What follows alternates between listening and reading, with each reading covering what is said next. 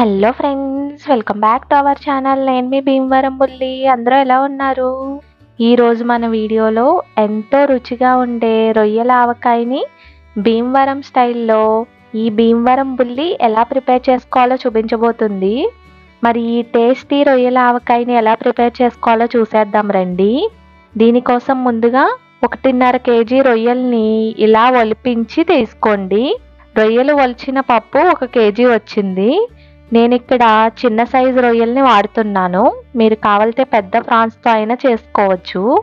ఈ రొయ్యల్ని శుభ్రంగా కడిగి నీళ్ళన్నీ వడగట్టేసి ఇలా ఒక బాండ్లీలో వేసుకోండి. తర్వాత మ్యారినేషన్ కోసం 1 టేబుల్ స్పూన్ ఉప్పు, 1/2 టేబుల్ స్పూన్ పసుపు వేసి బాగా పట్టించండి. ఇలా మ్యారినేట్ చేసిన రొయ్యల్ని స్టవ్ మీద పెట్టి మీడియం హీట్ మీద మూత పెట్టి మధ్య మధ్యలో కలుపుతూ ఉడికించుకోండి. ఇవి ఉడికేలోపు మసాలా ప్రిపరేషన్ కోసం 1/2 టీ స్పూన్ మెంతులు, 3 టీ స్పూన్ల ధనియాలు, 1 టీ స్పూన్ జీలకర్ర వేసి వేయించండి.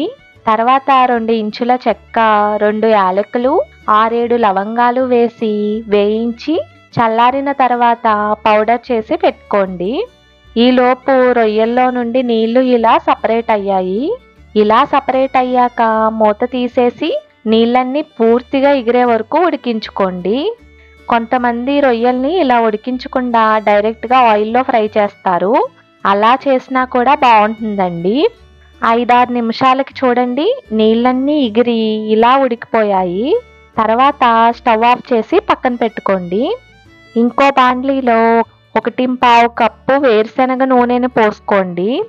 పచ్చడికి శనగల నూనె కానీ పప్పు నూనెను కానీ వాడితే టేస్ట్ బాగుంటుందండి. తర్వాత ఉడికించిన రొయ్యల్ని వేసి బాగా వేయించండి. 6-7 నిమిషాల తర్వాత రొయ్యలు ఇలా బాగా వేగి మంచి రంగు వచ్చి ఉంటాయి.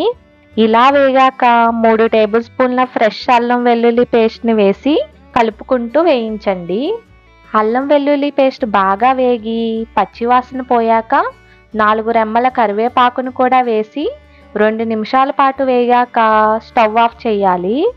వెంటనే మనం గ్రైండ్ చేసిన మసాలా పొడిని వేసి 1/2 కప్పు కారం, అంటే గ్రామ్స్లో అయితే 50 గ్రామ్స్ అండి, కారాన్ని వేసి 1/4 కప్పు ఉప్పు, అంటే 40 గ్రామ్స్ వేసి బాగా కలపండి. ఇలా కలిపాక పూర్తిగా చల్లారే వరకు కూడా పక్కన పెట్టుకోండి.